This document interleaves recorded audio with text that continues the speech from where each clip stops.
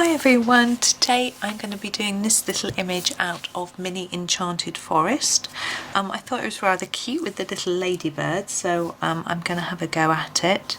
I'm going to start with the ladybird actually, because I think naturally once I've done that I will be able to decide what colours to do the rest of these leaves. I'm going to use my True Red. This is from my Arteza Premium set. I have been using these loads in this book just because they seem to work really well. And I'm not going to shade because he's so little. I'm just going to put down a really nice heavy layer of red because I want him to look really bright. And I am going to actually use the other red. There's two reds in this set. It's the set of 48 triangular pencils. There's a tomato red, so I'm going to use that for this middle bit. I don't know how different it will look, whether you'll even be able to tell it's a different colour, especially on this small area. Oh, it's a lot of debris. There we go. I'm really not sure if I can tell much difference. Anyway, maybe that's just because it's very small. I'm going to go for my black. I wonder why the black has a French name. And again, I'm not shading here. It's just a hard layer because it's such a little space. So all the little legs in black and those spots. And then the head as well. I'm going to shade the head a little bit if I can, so darker at each end and then a little bit less towards the middle, just as if the light is shining off the top of its head a little bit.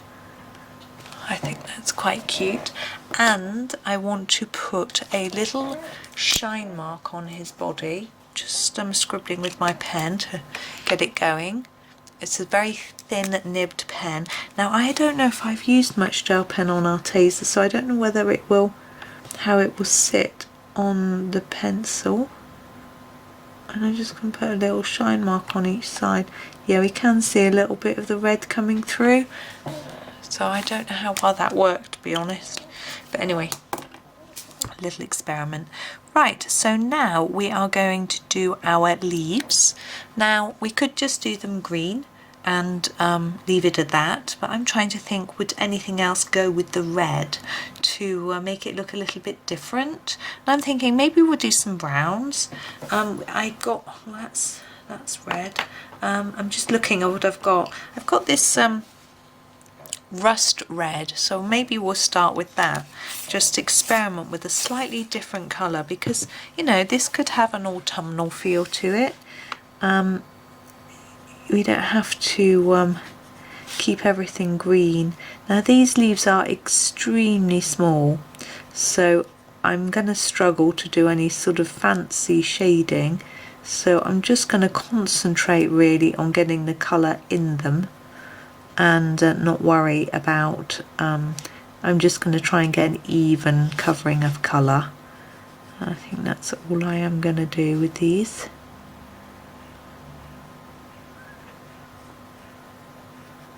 It's a very cute little picture. I remember doing the original one on this page. I actually used gel pens, I think, for the large version of this in I'll show you.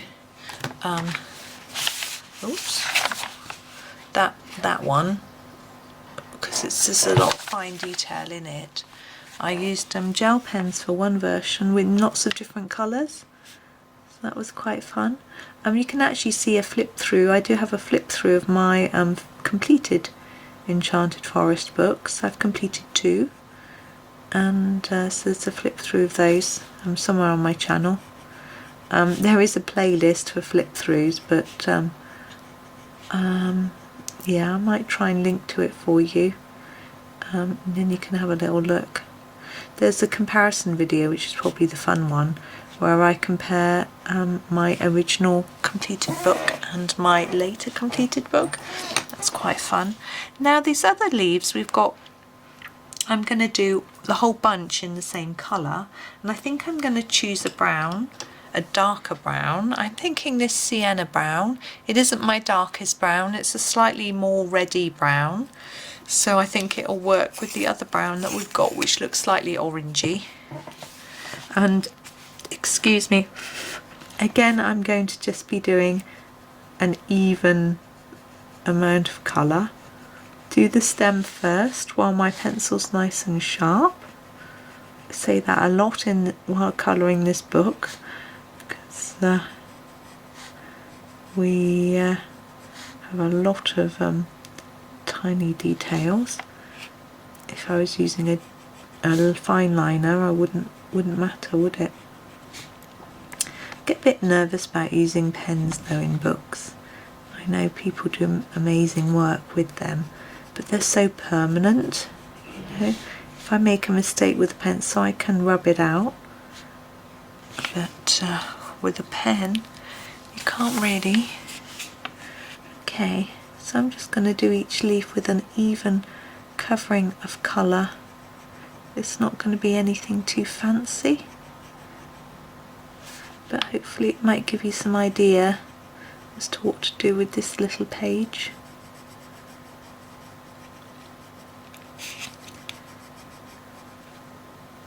So I've recorded these Enchanted Forest videos. There's a little series of them while I finish these little pictures as little bonus videos on days when I've got a video that's a little bit short, because some of the videos I've been making lately have been quite short, and some of them I feel won't be quite so popular as others just because of the content, etc. So I've made these little extra ones while I had a spare few minutes.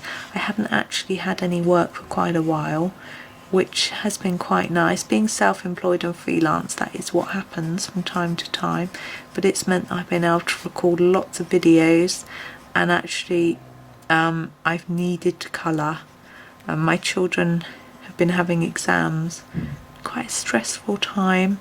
Obviously I'm not having to do the exams. They find it difficult to understand why I'm stressed, but I feel like sometimes I wish it was me and not them. You know, as a parent, you want to take their stress away, and we've had a few illness issues and exams as well, so that's been added to it all really. So we're hoping that we can get all that sorted out though. But anyway, so it's been nice to have lots of colouring to do to distract me, and I find the colouring community is so kind and so lovely, so full of praise for everybody and everything, and it helps me as well. I try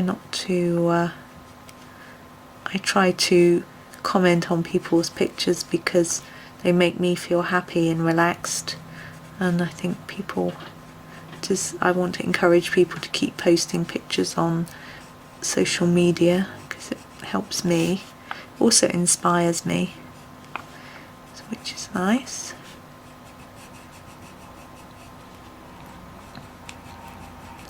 So that's why I find it. I didn't take up colouring because it was relaxing.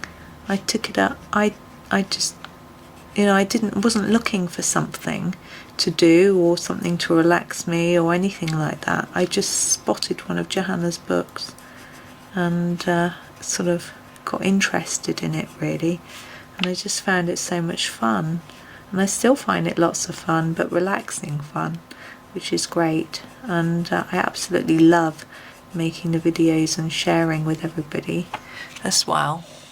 And there we go. I am going to finish that there. This one isn't very evenly coloured. There we go. Now, what you could do with a picture like this to make it a little bit more interesting or fun is to put a background in it, put you know, lots of background colour.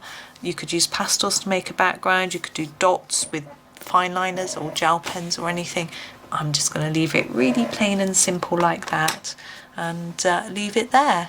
So thank you for watching and listening, and I hope you enjoyed the video, and happy colouring.